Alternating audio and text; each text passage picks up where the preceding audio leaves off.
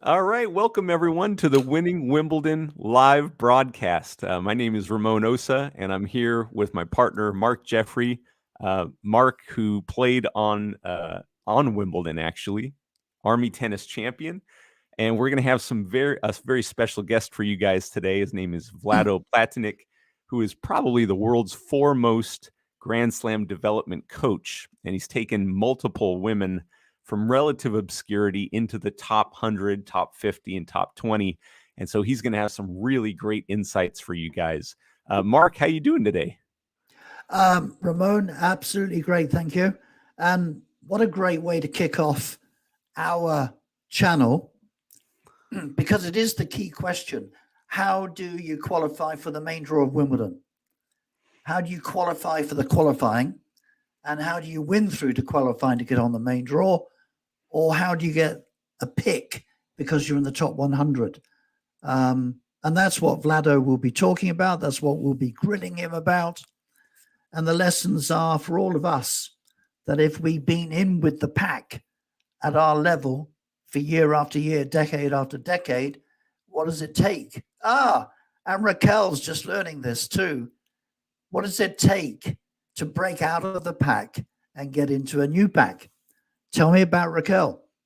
Yeah, so my wife, you guys, for you that don't know, she picked up tennis relatively late, and now she is USTA playing every weekend, it seems like, and served up a nice double bagel yesterday to her opponents. And on the drive home, I said, did you get that juice and those butterflies that you have right before an important match? Because it was the first match of the season, had never played the women that she was about to play before. And she goes, "Oh, yeah, I definitely felt that." But at a certain level, she knows that it's time for her to move on to the next level because ultimately we don't want to just blow people out of the water. We want that juice, and you get that juice when it's tight.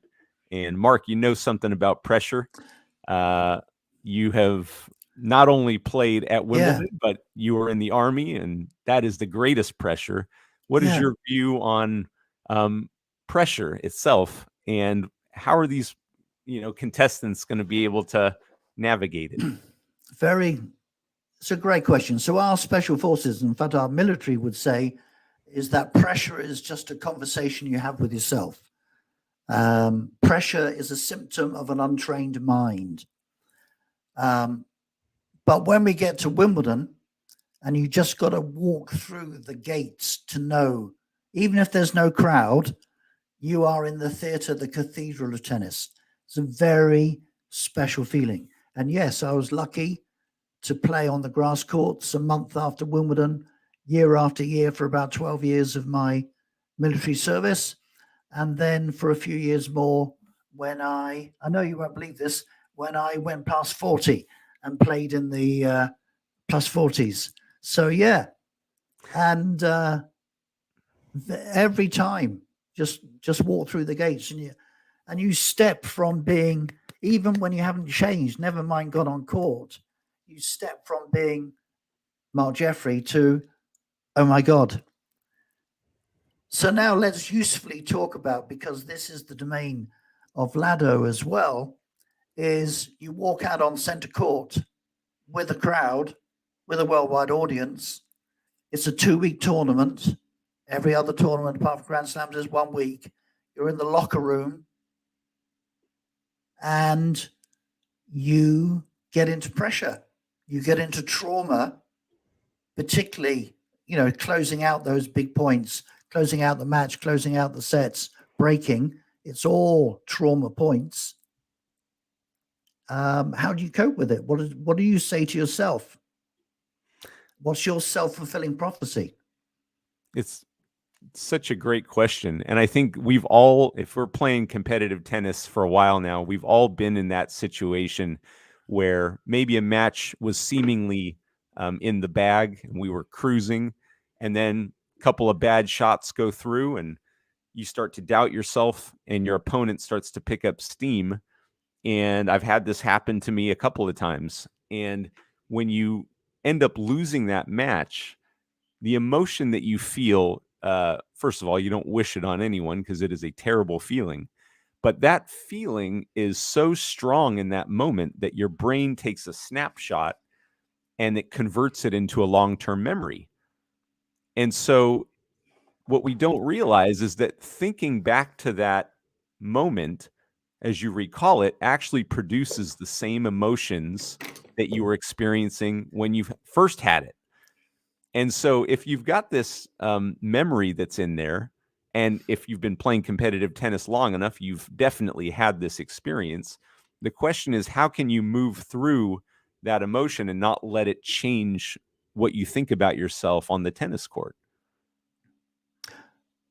Great little segue into Djokovic. So I watched one of his interviews today, and he said something really interesting, but it's only really interesting if you know the subject matter. And first of all, he's gone unbeaten on grass for 28 matches on the trot. He's got to win 7 on the bounce to win. And what he said was that as a 19-year-old, just breaking into the top 100, came to Wimbledon, had 2 5-setters, and got through to the 4th round. Had a very good account of himself on centre court. And he says that he always has this special feeling, this special energy when he walks out on centre court. It's like home to him. So, home, tie breaks, big points.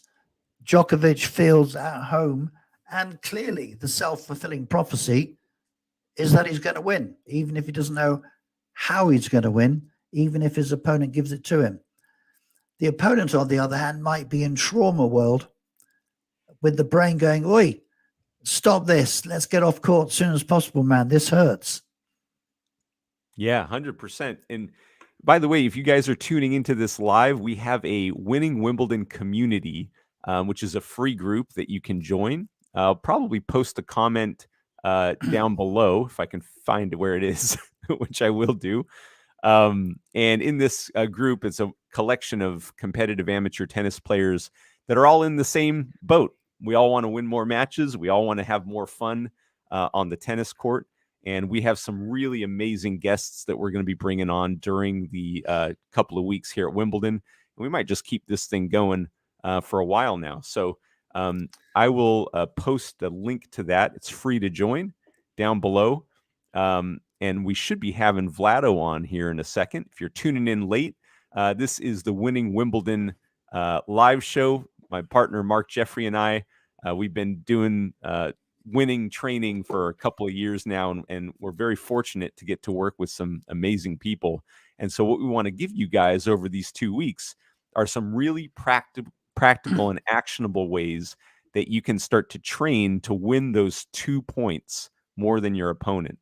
And Mark, I'd love to ask you about this because I know there are a lot of players out there that are kind of feeling stuck with, the way that they've been progressing or not progressing in tennis. And you've created something that takes into account what the stats show. And I'd love for you to talk about the stats a little bit and maybe what we're missing in our training.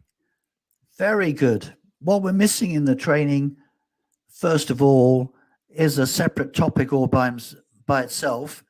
And we have Lenny Schloss as our resident Grand Slam genius with Billie Jean King. We have a few interviews with him. So he's going to go into what is the training to produce a Grand Slam winner and what's different about them. But the good news is the stats say you don't have to improve a lot. In fact, you might not have to improve at all. All you're going to do is win a couple more points, but the relevant points. So in terms of stats, if I just asked everybody the question, which is the Djokovic's and Federer's and Nadal's that over the last decade or so have been dominant, like they've won nearly all the Grand Slams, vast amount of prize money, the glory in the titles. Hello, Vlado. Hey, Vlado, how are you? Hello. Hi, everybody. Hi, man. Look, relax, and I'll just finish off the stats, and then we'll come to you. So if I was to ask you, for all this worldwide dominance over a decade or more, what percentage of the points have the greats won over 11 months of the season? What would be your guess? If you're around, put it in the chat box or just write it on a piece of paper. Because the actual answer is around 54.6% of the points. So two conclusions. One is that they've lost 45.4% of the points, something like that. They've lost a lot of points and they've just won a few points more. So you only need to win 51, 52% of points and you've won the match. And some of the other stats that we'll get into later this week on winning from the baseline, winning from the net, winning serve and volley is all based on how can we win 2 points more. So the answer, Ramon, is you don't have to get much better. You just need to get a bit more savvy and be like a Grand Slam winner and nut out 2 more points against the Grand Slam loser. With that, Vlado, welcome, man. It's been a few months. Yes. Hi, guys. Sorry, I was super busy, as you know. So, yeah, I'm happy to be here. Well, it's so exciting to have you, Vlado. Oh, Mark, you want me to? No. I'll bring on. You kick off with the first question. Okay, great. So for those of you that don't know, Vlado is a Grand Slam development coach and in a very rare field because a few people may have taken a player into the top 100 once, but Vlado has done it repeatedly. And we're very fortunate to have him today because he clearly knows something that I think all of us would love to know. So, Vlado, I'd just like to get some background on you. How long did you play on the circuit, on the tour? Well, I was playing probably like 6 or 7 years. Unfortunately, it was impossible for me because, I was coming from former Czechoslovakia and even I was like top 10 in the World Juniors. The system here was financially not allowing me to continue my career. And so that's why I chose to go into the coaching field, and even I was deciding to go to study or do this job. I told myself that either I can do it successfully or I will quit. So I was getting education, university education, especially for tennis. And also, I had a lot of experience from the previous, let's say, Czech and Slovak education system, because we had one of the best systems in the past. And that's why we had so many great champions like Ivan Lendl and Martina Navratilova. And we were really developed not only on the tennis court, but also off the tennis court with a lot of theoretical knowledge and so on. Yeah. Outstanding. And you've played at the Grand Slams before? Sorry, I kind of know. Let me just chip in. Vlado, can you hear? Testing 1 2. Yes, I lost you for a while. Yeah. Okay. How many years? What was the question? Away? How many years were you coaching your proteges on the tour?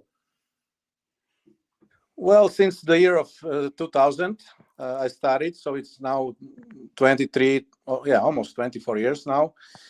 Wow. I started young. I was 24, 25 years old, and I was.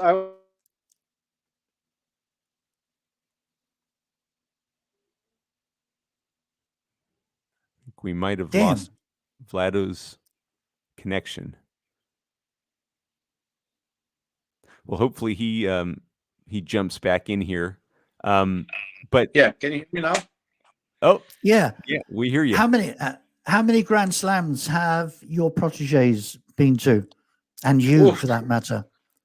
Oh my gosh, I mean, probably 80 Grand Slams. Wow. So that means you've Maybe more. taken 80 people from relative obscurity, no ranking points, little money in the bank. No, I'm talking into about top 100. No, I'm talking about 80 Grand Slams in my life with the players that I coached. Yeah, right? yeah. I'm not saying you've taken 80 players there. No. I took probably like 5 or 6 players out of 2, 3, 400 to the Grand Slams, or actually 2 of those players I took to top 20 out of like 200, 400s.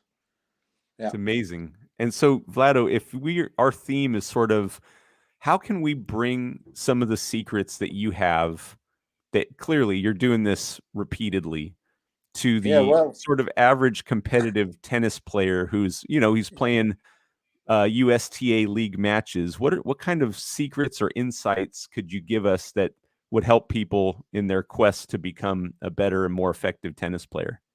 Yeah, well, I heard a little bit of what Mark was saying, that, like with a little bit of more percentage, you are winning the matches. Everybody thinks you have to be 100% better than your opponent or 50% better than your opponent. But I can tell you that only with 5 or 10% being better than your opponent, you are already winning 6-3, 6-3, which is which looks very easy score. So the differences on every level are very, very little. And this is what it is, that, I work privately and I work with one-on-one, which is very difficult, and full dedication to the player.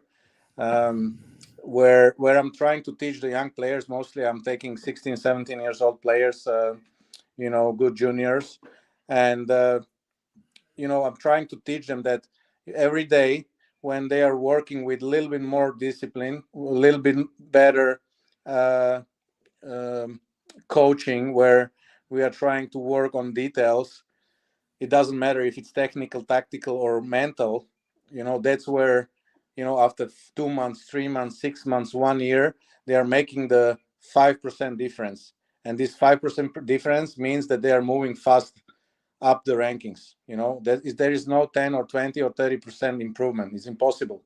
But the most important thing is, like I said, that we set some goals in every field, and we work towards this goal, and we are really very, very disciplined about those goals. We don't back up.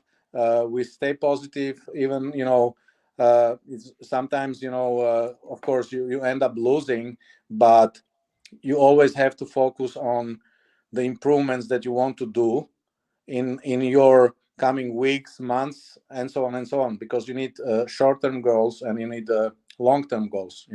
For me, the short-term goals are the goals where, for example, when I see that the player has a technical issue on the forehand, and the player is not able to play without this shot, then we have short-term to improve this kind of basic stuff. And then the long-term can be, for example, transfer to play volleys, or mixing up the rhythm, learning slice, learning more spin, changing the pace, of course. So that's what I mean. Like, first we have to build the base, and when I see problems in the base, that's mean technical stuff, we work on that, and then we move quickly to some other improvements. Then obviously there is a lot of stuff going on in the head. The kids, or the players who are 16, 17, 18, they are struggling mostly with themselves. But even the top players, you can see many times they're struggling with themselves, and this is what needs to come in. But it's all connected. The tennis, tactics, and the mental, has to be connected, because they need to start to believe in the shot that they were not believing. They need to start into the tactics they were not believing. So it has to. It's a very, how do you call it? Like it's an ant work. It's a micro improvements, and you have to always give them the right advice in the right moment, because sometimes some coaches, they overdo, they give too much information. Some coaches, they don't give enough information, or the information that they give on tennis, they are not able to give them the mental information, or the tactical information. So this is what is so difficult, that the coach is trying to see the whole picture and put a little puzzle together. And then It's the quite a question puzzle. is, yeah, where do they get the information for the puzzle? Because obviously there's YouTube gurus and local tennis coaches. Yes, you So can see that's a this on the difficult one. tour. You know, you cannot imagine how many frustrated players and parents are coming to me, and you know, I heard on many let's say internet talks like we have now. You know, I've heard that from the really good coaches, long uh, term coaches on the tour. I know those guys, they're really 15, 20 years on the tour. They made the development. There is not too many, actually. There is not too many development coaches on the tour. And that's what is the problem. Like you said, there is a lot of gurus. They are good motivators, uh, you know, and so on. But you really don't have too many coaches where you can say, like, this coach developed this player from junior age to top 20, top 10, and the coach is still with the player. Most of the time you can see that especially in the women's tennis, that the girls, they improve to top 20, top 30, top 10, and suddenly they're firing their coaches, you know. So this is the game where, obviously, I'm sorry to say that, but there is more money coming, and then there is more people coming also involved who are trying to get the advantage.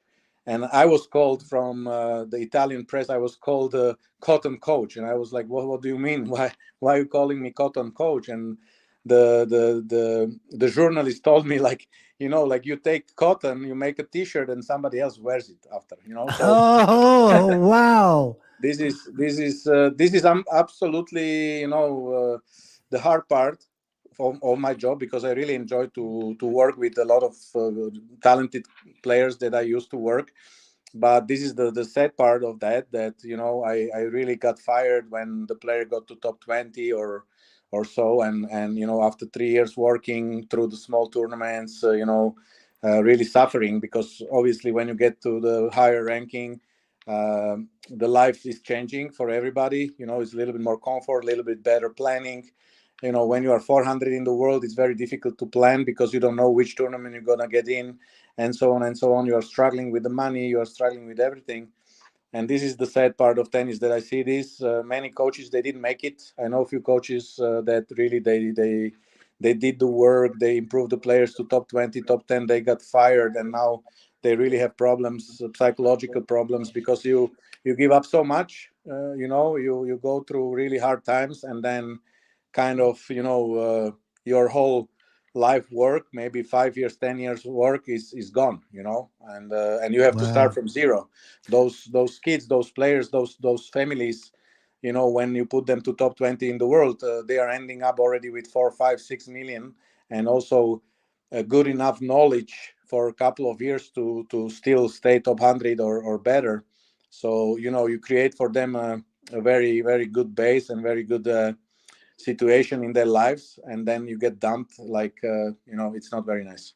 Vlado, Mark Wow. Mark told me, and by the way, if you guys are tuning in to Facebook or LinkedIn or YouTube, we have a free community. It's called Winning Wimbledon Live, and we're going to be bringing on expert guests like Vlado, like Lenny Schloss, who is Billie Jean King's front hand man, and we're going to be doing a lot of training on how you can take some of the secrets that Vladimir is talking about and apply it into your game.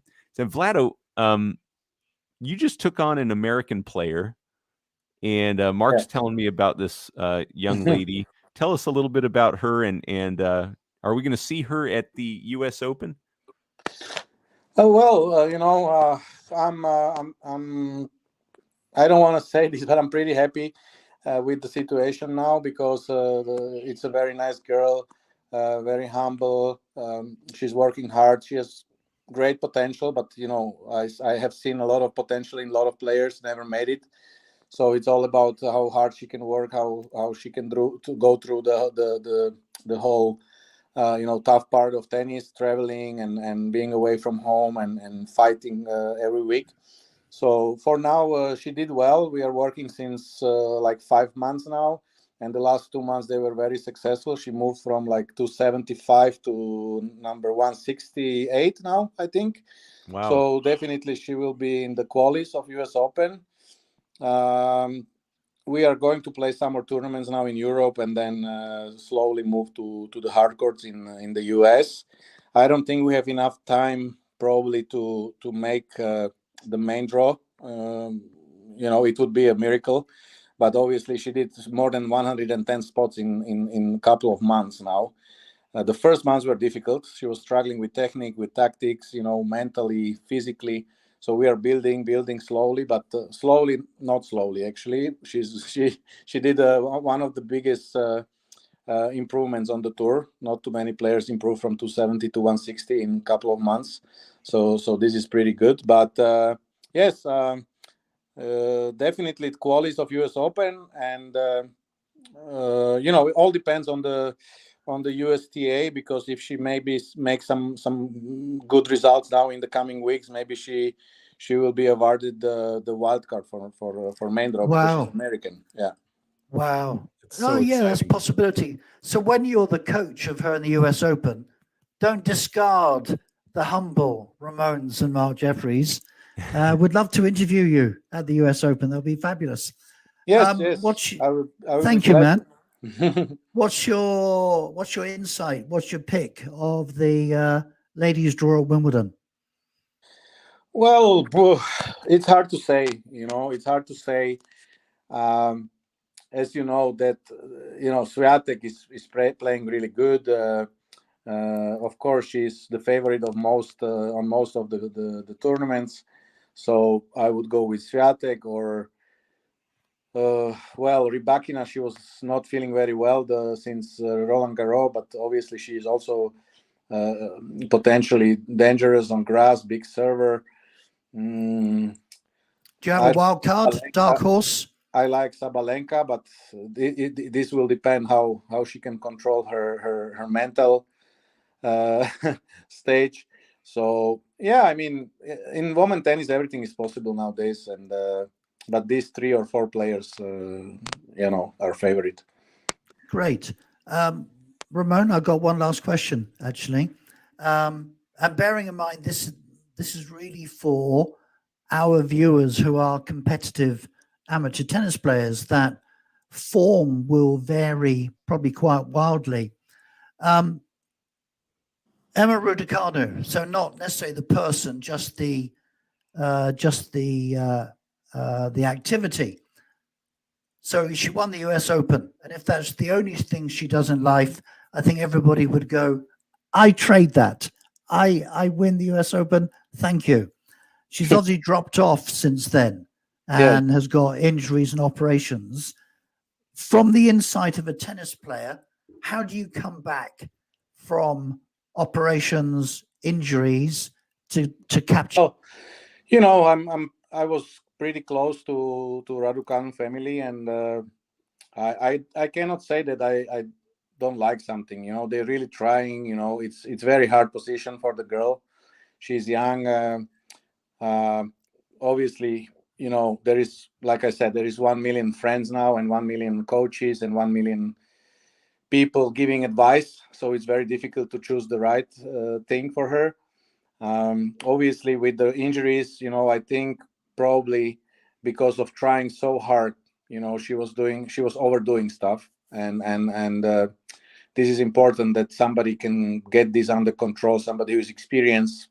And so she needs a coach who is experienced, who will load the practice session the right way, the fitness session the right way, who will, I have a problem with her forehand.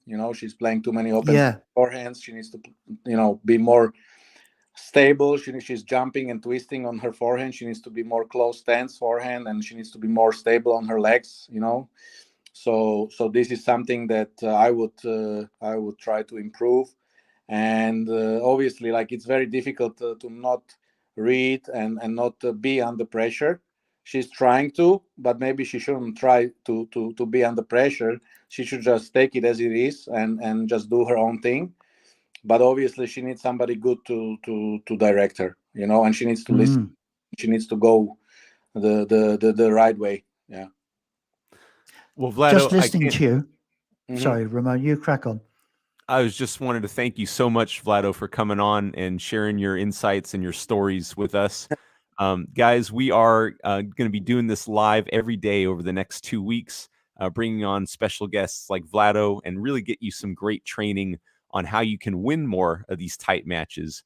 And tomorrow, Mark and I are going to be talking about the men's draw. We're going to be getting into pressure, the juice, and how you guys can start going through these processes in a match that we all experience. Doesn't matter if you're a professional player or if you're a USTA 3.0 player, weekend warrior, you are going to be dealing with pressure. And so one of the things Mark and I love talking about and bringing on special guests like Vlado, who have been doing this at such a high level for so long, is we get to get into these topics with you guys. So thank you guys so much for tuning in. Vlado, thank you again for coming on. Really appreciate your time. No problem. Thank you guys doing this. It's so nice for the tennis community. And if you want to talk to me in the next days, I will be glad to do it again. Oh, awesome. Vlado, big heart. Thank you. No problem, guys. Nice talking to you. All the best. Nice talking to you, Vlado. Mark, thank you so much. We'll see you tomorrow. Bye-bye. Yeah. Same time, same bat channel. Bye.